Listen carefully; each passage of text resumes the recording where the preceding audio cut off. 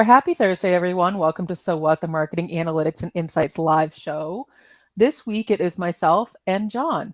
John, who's over here, not over here. I will never Hello. get that right. That's the joy of mirror camera, and yeah, that's a whole thing in itself. Yeah. So Chris is speaking content marketing world this week. So John and I are taking the opportunity um, to talk about basically your home audio visual setup. So at this point, 2+ years of us all working from home, now some of us are moving back into the offices. You really kind of have no excuse to have poor video or audio. Like, figuring out Zoom first was a thing, figuring out conference calls, finding place in your house, all that sort of stuff. Like at this point, you should have some kind of a game plan. Because I don't know about you, John, but nothing makes me more nuts. Not only just when people are speaking through their computer speakers, but also when they're using the computer camera and they're bouncing a laptop on their knees the whole time. So you're kind of getting this sort of seasick because everything keeps moving. Like if you don't have a way to keep your camera static and have at least wired headphones, like we're here to help you out today. Yeah, there's a bunch of stuff that we can kick around, and there's definitely levels to this too, and we'll talk about this because there's kind of like just the bare minimum of what you can do with the gear you've got, and then if you want to spend a little bit more, you can kick it up another level, and then at the top end, of course, you could go fully professional if you want to throw a lot of money at it. But there's no matter what level you're at, you can do a few things that'll get you in a much better place. It's interesting. One of the things that I always find amusing, and I don't know that it always works well, is the green screen. And so a lot of these conference calling applications give people the option to use sort of like the green screen effect in the background, which is fine. I understand if you don't necessarily have a setup in your home that you're comfortable showing.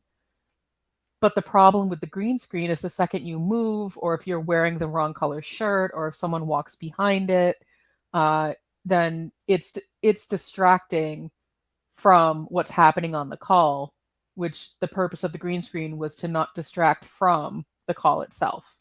What's your thought on that? Yeah. And a huge part of this is, people, because green screens have been in the movies forever, they're assuming that this is established technology, and that's great. But the truth is, if you're running a green screen feature of some kind on whatever recording software you're using, well, now that means your computer is not only managing the call, your audio, and your video, but it's also, doing a bunch of processing on the background to replace that image. And that takes a toll on your processor and on bandwidth. There's, a number of reasons why it's bad.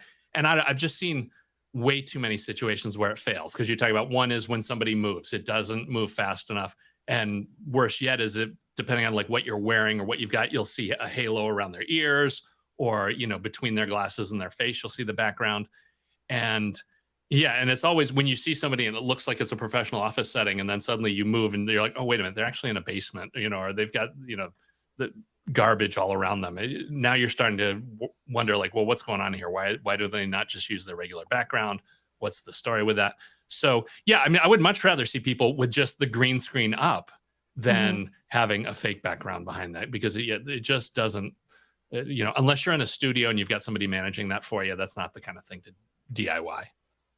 Well, and so I suppose the next question, the so what, is what's the solution to that? And so, if you are in a situation where you can't necessarily, have a dedicated workspace, you don't have an office, if you have to be on a lot of calls, then maybe find a spot in your home or your apartment where you can like maybe just hang a sheet or, a tapestry or something like that. Consider it like a college dorm where you just hang those things on the wall behind you and that's the background. Or you could just get, like a drying rack and hang things from it so that it's sitting behind you, situated sort of like covering up whatever it is you're not comfortable with people seeing. When people were starting to work from home, there was this trendy thing on Twitter, which was called room raiders. And so people were trying to get the perfect office setup behind them and get rated on it. Did you ever participate in that, John? I did not get caught on room raiders. Yeah, they really were on fire for a while. I know they definitely hammered Ann Handley. They were not a fan of her office setup, and so I noticed that they gave her a hard time. And then yeah, it is just amazing how you're instantly getting judged on a bunch of things. And it's funny, they do have criteria that they're very clear about. Hmm. It's having camera dead on, you being right size, and then what you've got behind you is a big deal. And that's another thing from that period of time too. I was on a workshop with a bunch of other executives that were talking about, they were supposedly experts on virtual workplace. And when they jumped on, I mean, I joke about the hostage video. It was just them in a conference room looking down and a blank background behind them. And these are like the most horrible looking videos. And so, yeah, a lot of time and effort can go into making sure you've got a solid background behind you that works right. Because I mean, you've got bookcase and plants. Those are two big check marks. That'll get you room rater points right there. Hmm. That's where you want to go. And yeah, there's a ton of other things too to make that all go to. And I do have to say, we only had a week prep for this. I should have talked to Carrie Barrett, the Mavens of Marketing, because this is her whole thing is, Hmm. looking good on video and getting things straight. Um, but yeah, and it's, keep in mind that you just have this tiny box in front of you, right? Like this is all that needs to look good. I mean, I have kind of a studio setup here and it's just a disaster everywhere out of frame. There's like junk everywhere and there's a lot of duct tape and chicken wire like to make this work. But again, that's it. You just need to get this frame in front of you, right? And Hmm. you're in good shape.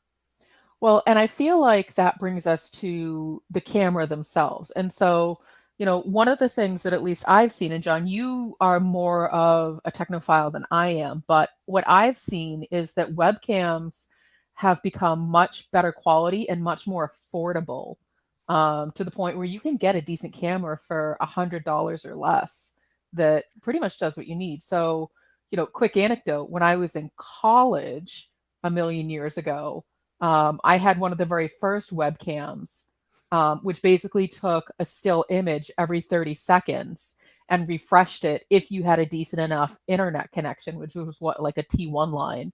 That was the big deal. And so, like, that's where my experience with webcam started. And now I recently upgraded my webcam. So I don't use the one that's built into my laptop, which is actually a pretty good camera, but I recently upgraded from a Razer to a Logitech, which gives me a lot more options to zoom, focus. If I pull it up and I start, monkeying with it, I can change, the setup, I can change the zoom. And so, John, to your point, I have the ability to sort of frame myself, even if the camera is set like too high or too low, or I can start to change what people are actually seeing and what angle I want it to be at.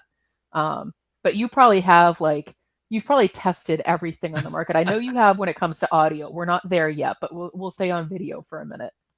Yeah, well, and so you've got levels of stuff. Your laptop cam actually, and a lot of machines, the laptop cam is great. But the Hmm. big thing with that is you've got to put the camera up at eye level, and that's such a Right. challenge. Because you're not going to be able to work on it and have it up at eye level. So you just have to set it up there and leave it as is.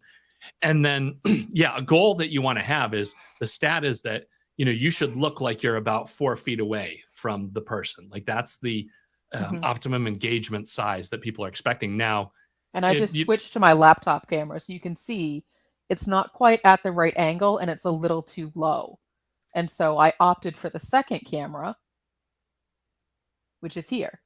Right, which is dead on, and you just get a much better picture with that. And then it's talking about testing and running in the field with this stuff. Is every one of these meeting applications handles the video stream differently, and so even though the settings you have over in Zoom, you may look good when you Hmm. jump over into Google Meet, you may not look as good. And so being able to just Right. move it around and zoom in and out is a big deal. Yeah, there's 2 other levels on that too. So you use laptop cam if you got nothing else, that's fine, that works. Hmm. The external cam, yeah, the Logitech Brio is kind of the king of the game right now. I think those are, I don't know, somewhere between, yeah, Brio, Yep. Brio. Todd, we've got that. That's the one that I'm using. I just upgraded to the Logitech Brio. I will say the Razer camera was good, but the challenge that I had, and I know Chris had the same problem with this one, was that it would try to autofocus. And so sometimes your image would kind of like jump in and out. And so for me, that became a problem when I was doing events because the event coordinators were getting frustrated with the camera constantly zooming in and out, even though the setup itself was fine. And so the Logitech Brio doesn't do that. So that's one of the things I like the most about it. Plus, I do think it's a better quality camera. Yeah, there's no bigger buzzkill than if when someone else is talking, you have to stand perfectly still so that the autofocus doesn't change and doesn't move. Like that will just kill you. One thing with the external cams, I have switched over to a plexicam. So I've got my Brio, but it's actually mounted on a plexiglass bracket and it actually sits on my screen. So the great part about it is I can actually look at the Zoom window and it's like I'm looking right at the camera. So you get that real-time thing. Plus, I can have other windows on the screen. It's a good substitute instead of a teleprompter because I can have all kinds of notes right up on here. And then, a virtual work thing, if you're in some kind of conference call where you just have to listen for an hour, you can actually just do work and it looks like you're looking right at the camera because you've got, your work right in front of you. And just, don't forget that you've got the camera going on in the background. I'm totally going to have to call you out on this moving forward, John. Yeah, right. To see if you're paying attention. No, that's the problem. We get called on too often where our meetings are too small. Where it's not one of those when you get one of those Zooms where it's like the Connect Four. You've got like 84 people on it, and you never get called on. Those are the snoozers. There is a camera called the Center Cam, which is even smaller than this plexiglass bracket that I have. But I found that the camera wasn't as good as the Brio. Like just using the unbranded bracket with the Brio ended up being better than the Center Cam. And then top of the pile too. I mean, if you want to get crazy, Sony is the leader. Their alpha cameras. You can get a cinematic lens. You can have something with it's called bokeh in photography, where you are in focus and there's the depth of field is so short that the background is just a little bit fuzzy and out of focus, and that gives you a real movie feel. And you can get kind of a whole teleprompter setup for around $300 or $400, but that of course is not including the Sony camera, which could be anywhere from $700 to $1,500. But if you really want to, if you are going to be competing with Spike Lee and other world-class camera folks, that's where you'd want to go with that. Yeah, and then another big thing with camera too is it's all about lighting. I mean, that's the other big part of it. So in here, and this is there's different ways to approach this. One is if you're in a space where you can use sunlight, you can try and take advantage of that, but you have to be really careful because, sunlight can change in the middle of your interview or whatever. The clouds come in or the clouds clear and you get burned. And so I do have a fully controlled environment here. Like there's Amazon blackout curtains. Those run about only $30 or $40. And then I have a ring light up over my head because I wear glasses. The ring light's got to be way up. But having that fully controlled environment, it just kind of takes a lot of the questions and problems out of the whole video workflow. So definitely go. And it's insane now. I mean, ring lights, you can get 3 or 4 decent ring lights for $20-$30 a piece. There are, obviously, if you want to drop a few $100, you can get LED panels, and there's a lot of different solutions out there that are all great. But basically, as long as you can be seen clearly and you are the primary lit option. And another interesting one too is I use Philips Hue light bulbs, so I actually can control the color and the temperature of the lighting in here if I want, which is good for depending on the weather and how you want to look. If you want to have a summer tan or if it's the dead of winter, you can play with all that. But yeah, that's pretty much it. My setup is much more low tech than yours, John. So I pretty much have a camera and I have, wired headphones with microphone. But so Todd was also asking, I've heard good things about the Brio. Yeah, I'm a big fan. And I just checked on Amazon and right now it goes for about $128. It's definitely one of those things to keep an eye on, during like Prime days and that kind of stuff. It goes on sale all the time. So really good quality camera with a lot of options. And I do use the Logitech software manager. And so it's just a little screen that pops up.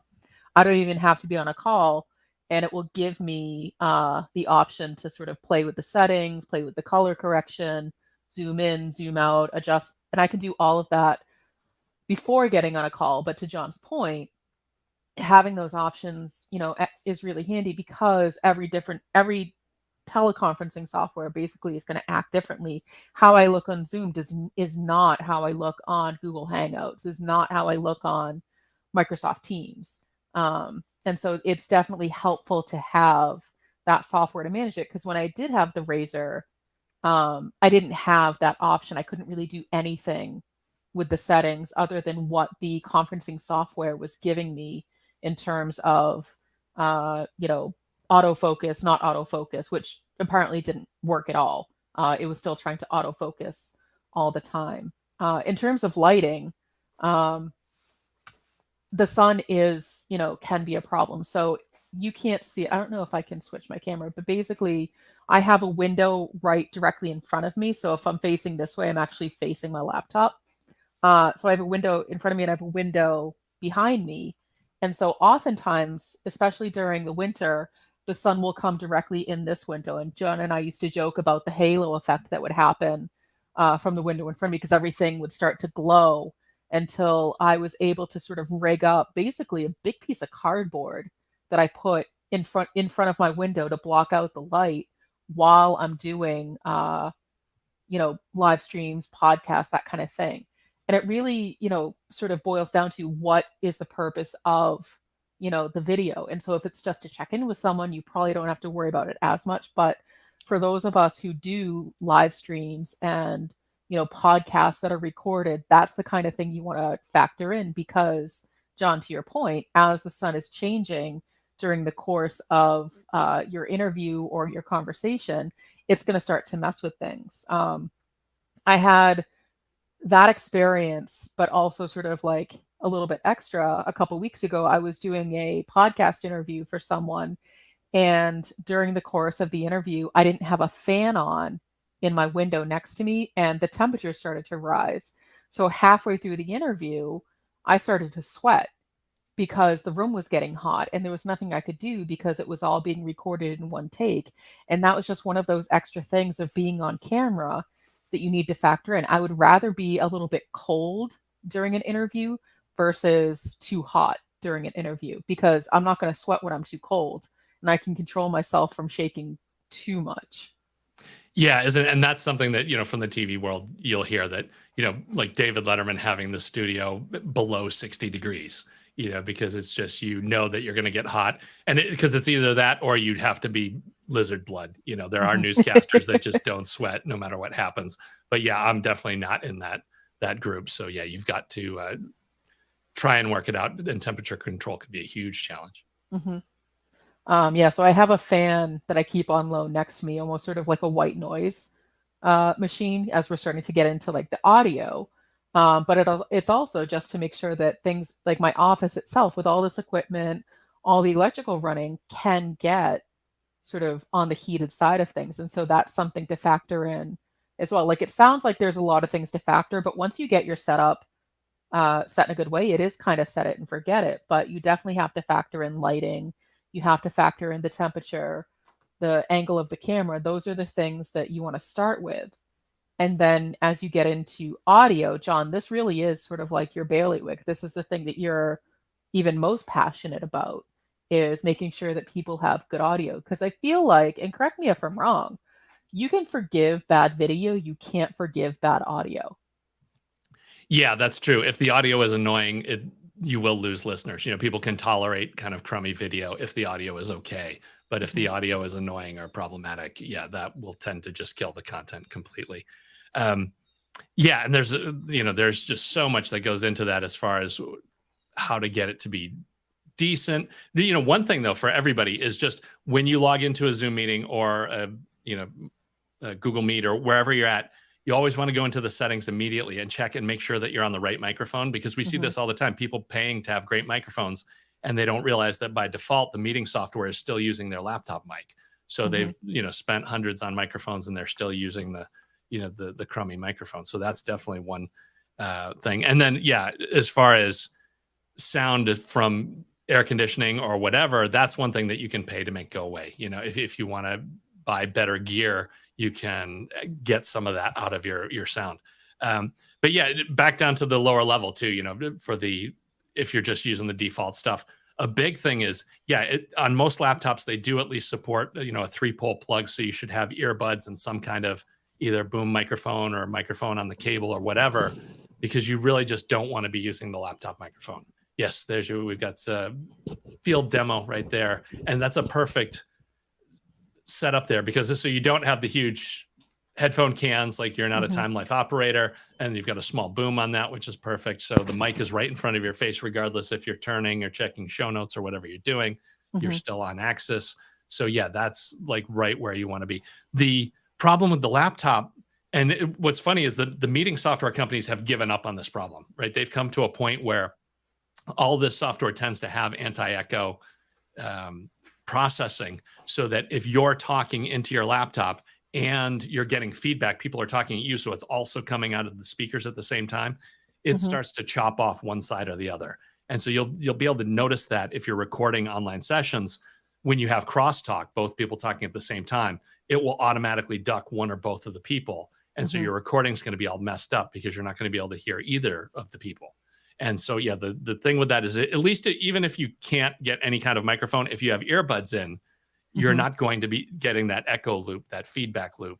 And so the recording will still be solid. And in a lot of the meeting software, you have to go in and actually turn off that, echo control or noise reduction or whatever they call it. But you go in and get that shut down. So that's, the first thing is earbuds to control that feedback loop so you don't get stuck.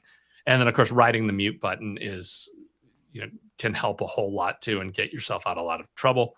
And then it's, where do you go up from there? The next level is to have just a basic soundboard of some kind.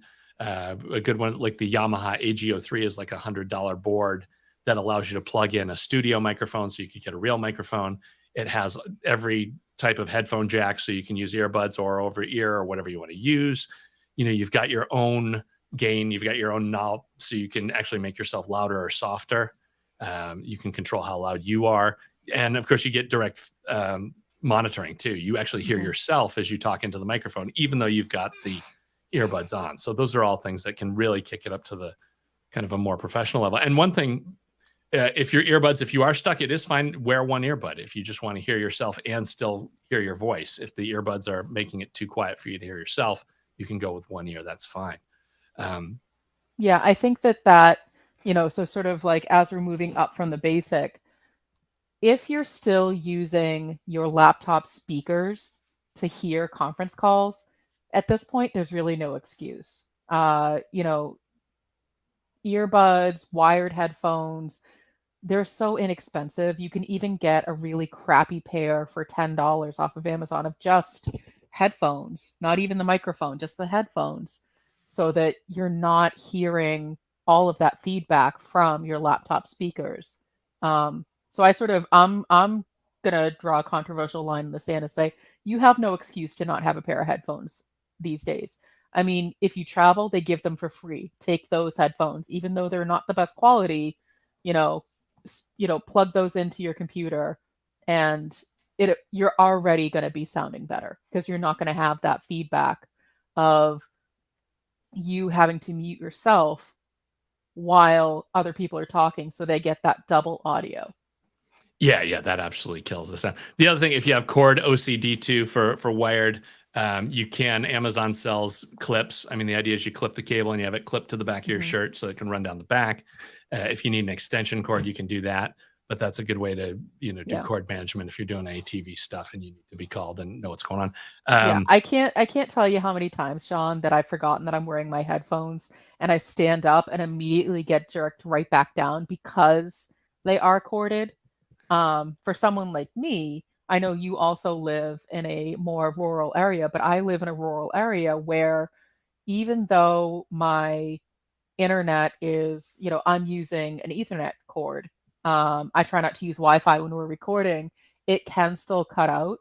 And so I don't want like my Bluetooth to cut out or my headphones to cut out. So I want them to be corded. So for me personally, that works better is to have corded headphones, but you have Bluetooth headphones.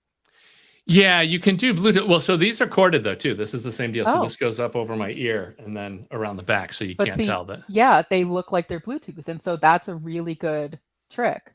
Yeah, that's one way to get it. And yeah, unfortunately, the Bluetooth microphones are much better than they have been, and the sound Hmm. is good, but it's just the risk of drops is too high in most situations. It's just not worth doing. Hmm.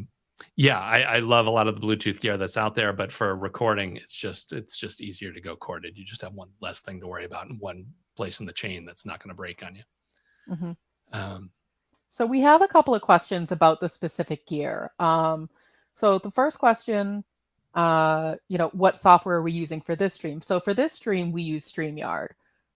For a lot of our other company calls, we use Google Meets, but we use StreamYard for the In Ear Insights podcast. We use it for this live stream. And John, I think you now also use it for marketing over coffee. Yeah, there's a couple other options out there. Zencaster and Mhm. Squadcaster, two other ones. Zencaster, we found that we would lose files once in a while. Mhm. Squadcast has the best audio, but their video is not as good as StreamYard here. We had a lot of problems with me having drops in Squadcast. So yeah, StreamYard is solid. Plus the huge win with that is this is streaming simultaneously to LinkedIn, three Mhm. different YouTube accounts, uh, Twitch. Twitch, Twitter, Mhm. it's live streaming to all this stuff. So it's like we do it once in post and it's all over the place. So yeah, this is the king of the hill as far as we're concerned today. Um, the next is more of an observation, which is correct. So, John, as you were saying, your office is the environment is completely controlled, whereas the light in my office keeps shifting. That's because I'm sitting in front of the window and I have the blinds down, but the blinds are not blackout blinds, which is something that I should probably invest in, as John was mentioning. You can get them inexpensively on Amazon. And we keep mentioning Amazon. You can shop wherever makes the most sense for you. Amazon just happens to be convenient and something that people can find things on. But yeah, the sun keeps shifting, and I have trees in front of my window. So that's something that if I were doing something more high stakes, for example, I would probably invest in those blackout curtains or something darker so that I wouldn't get the light shifting all the time and my video quality would be more professional. Um, John, you were talking about a soundboard. What was the soundboard you were talking about? Was it Yamaha? Yeah, and Todd caught it later. The AGO3 is the Mhm. the board. It's been around for years and years. It's an old one, but it's really portable and and now if you want to kick up another level too, I just picked up this Rodecaster Pro 2, Mhm. which is the cutting edge for mobile audio. It's got a few things that are huge with it. It has a built-in basically compressor and noise gate and an exciter. So those are like three things that often you either pay a lot of money to add these devices into your workflow or you have to do it in post processing. Like after you're done recording, you go and you add these effects in. But so the noise gate is killer in that if I have an air conditioner running or something in the background, or there's traffic outside, there's a Mhm. threshold below which it will not be recording. So if I'm just sitting here and there's cars going by and the air conditioner is running, the mic is actually, for intents and purposes, it's muted. That doesn't come through. It's only when I Mhm. talk and push the volume above a certain level that now suddenly it becomes active again. And so that filters out a lot of the junk noise in the background. The other is the compressor, and you'll hear this called an exciter or multiband compressor. There's a bunch of different names for this, but it basically is just giving me radio sound. It doesn't matter if I move in or out, the volume doesn't go way up or down. Mhm. The device is actually, if my voice gets low, it actually pushes it up higher, and if I get too loud, it pulls it back down so that it stays in this consistent volume, which is great for if people are listening in a car. You don't want that volume going up and down and all over the place. Um, and yeah, it has all this stuff built in real time. I mean, you just plug in the mic and you start talking, and you sound more like a radio person than ever. It runs. I think this is about $700, so it's not cheap. But once you have it, you basically have everything. It has the full. I have a full sound pad too. I can fire audio cues, or if I have interviews saved or whatever, I just hit a button and they play and it streams. And I Mhm. can run the phone into it if I get interviews with people who can't handle any technology. So Which does happen. yeah, it does, especially if you're not in tech, you're talking to somebody in some other industry or somebody that's older than me, it can be a challenge just to get the sound in there, and that can make that problem go away for you. Well, and the other thing too is you're talking about microphones. Definitely check what kind of microphone it is. So you have, I know some people choose to wear like a lavalier mic. So a lavalier mic is one that typically clips to your clothes. Speakers wear them when they're on stage. The challenge with a lavalier mic is where you end up clipping it, and you could get the constant rubbing of clothes if you're moving around. So that's something that you definitely want to test beforehand. An omnidirectional mic is something that is what it sounds. It's going to pick up sound from all over the place. And so you want to make sure you're getting the right kind of microphone for the type of recording that you do, for how you know, if you're like me and you talk with your hands a lot, then you want to make sure you don't have a mic that's right in front of your face. Because when I had one, I would constantly whack it with my hand because I talk with my hands a lot. And so for me, having this, pop star microphone next to my head kind of cuts down on the amount that I'm hitting it with my hands. And it means that I'm not necessarily getting the noise of it rubbing up against clothing or anything like that. And so those are just little tips that you learn along the way in terms of what works best for you. So, John, you have, as you mentioned, the radio mic set up in front of you, whereas I prefer to have something that isn't necessarily blocking my face. And so that's another sort of consideration with the audio and visual. When I had the studio mic set up, the way in which my office is set and where my desk is and my camera and everything, the microphone was here and it would block half of my face, which kind of defeated the purpose of having, the really good setup. And so that was something that I had to start to figure out a different solution for, because my office just isn't set up in a way that I can have that kind of a microphone and not have my video blocked. I could have one maybe sitting lower on my desk, but then I would have to be down here talking in it. And then that also isn't good, video quality. Yeah. There's so much that goes into that. And you really just have to trial and error everything, to Mm-hmm. see what you can go with. Yeah, because my first choice is actually V-Moda has a boom mic, which I have run, and it is a $30 gamer's mic, and it easily goes toe to toe with $700, $900 microphones. I have no idea why the heck it is as good as it is. What kind of deal with the devil they made, but it's just a fantastic mic. But it doesn't actually, with this Rodecaster setup, I have not been able to get that to work still. And so I've got a Shure microphone here. This is actually specifically for podcasting because it can run as a regular microphone into the soundboard, but it also can plug direct into the computer as a digital microphone. And so it kind of solves a lot of things. Chris recently upgraded to the Shure, SM? I always get them mixed up. This is the 7B. No, he has the 7B and this is the 7. But there's, the one $400 mic that is the broadcasting standard that everybody, it's the Howard Stern microphone and everybody's got. But yeah, then now you have the challenge of like, okay, is it in frame or is it just out of frame? And how do you make that work? So this is one trick, right? Wearing black with my black microphone, I can get away with a little bit more. It's less obvious and people aren't going to catch it if the frame is wider. But you can be farther away from your microphone. You don't need to be right up on it where it's covering your face. And that speaks to the quality of the microphone. Yeah. And well, that's definitely the soundboard doing its job too. But it's still, if I wanted to get that, full on radio sound with the David praise Allen the pays. Boucher. Yeah. You really have, and that is, you totally see Howard Stern is always talking to his guests like this. He's right on top of the microphone the entire time. And it just, it gives it a different sound. It really gives it that sound that people want to hear. So yeah, one thing you can do with that is go on YouTube, pick 2 or 3 microphones and then go to YouTube and search for those microphones.